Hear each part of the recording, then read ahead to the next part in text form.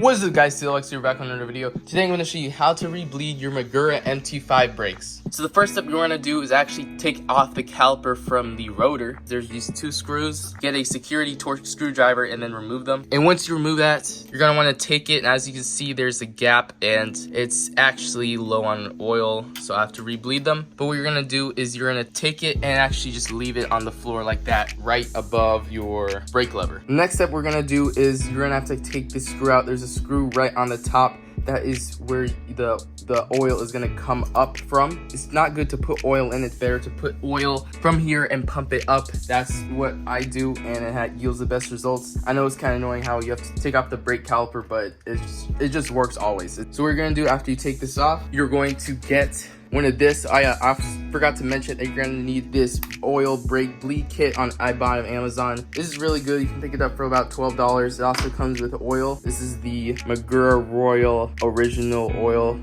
That works on my brakes really good. So what you're going to do is you're going to take this one with this nozzle and you're going to put it directly on that. Push down to make sure it's secure and leave it at the down position. The next thing you're going to do is you're going to take the other syringe and then you're going to put on this attachment that comes in the kit, and then you're going to put it into the bottle and just start filling it up all the way.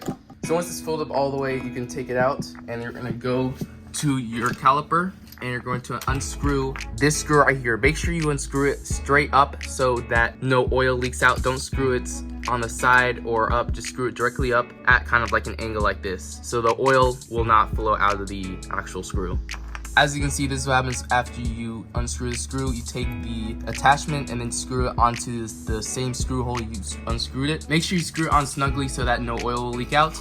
After that, you're going to want to push the oil through, and what you're going to notice is that the oil starts going through to the top syringe, and that's a good sign that the line is now filled to the brim with oil. And what you're going to do is try to tap it to get out some bubbles. So just tap the brake lever to get out some air bubbles that might be in the line. And what you can also do is just pull up on the syringe. When you pull the lever, you're actually suctioning all the air and stuff out. So what you're going to do is kind of go back and forth between the two syringes until you are kind of sure that there's not any air in the line, because that's the last thing you want is air in your line. If you have air in your line, it's going to make the lever really spongy and you might actually lose your oil pressure, and that's actually bad because you have to do this all again. So just make sure that all the air is out and that your line is completely filled with oil.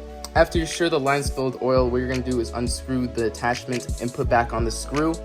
Make sure the screw is extremely tight, because chances are if you're using Magura brakes, you have to brake really hard sometimes, and you really do not want to lose oil pressure. Just make sure that it's extremely tight so that the oil doesn't leak out. So what you're going to do after you put back on the screw is you're going to put the caliper back on. Don't screw it on just yet to make sure that the oil pressure is back. Just leave it right in the same position you would put it on when you're screwing it back. So the next step you're going to do is take the screw for your brake lever and get your screwdriver. You're going to take the syringe out. If your syringe has a hole to hold on to make sure it doesn't leak, do it. Mine doesn't, so I just got to be fast with it. That's why I don't have that much oil in this syringe, but just make sure you're covering the hole to make sure the oil doesn't leak out. So you're just going to pull it straight up and then put the screw back on. So I just put back on the screw and I have the caliper on, and look at this pressure. This pressure is insane. At the beginning of the video, the lever went all the way down to the throttle. Now we actually have good oil pressure.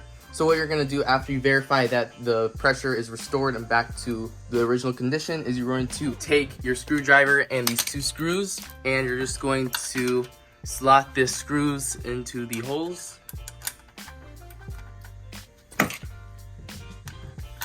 And then you're going to screw one screw kind of all the way down, not all the way down, just enough to make sure it's snug. Make it so it's down. Make sure that it has the ability to wiggle around. So after you verify that these screws are kind of in, not fully all the way in, you're going to want to pull the brake lever and squeeze it to set the resting position for the brakes. As you can see, when I squeeze the brake lever, you can kind of see it moves a tad bit. I don't know if I can pick that up on camera, but it moves a tad bit because that's the resting position of your brakes. So you're gonna pull it, hold it at its max, pull it, hold it really tightly, and you're gonna screw in the rest of the screws all the way down. And then once the screws are all the way down, you can release the brake lever and congratulations, you have successfully rebleeded your Magura MT5 brakes. So I hope you guys enjoyed this video. Please like, comment, and subscribe for more videos. So yeah, bye.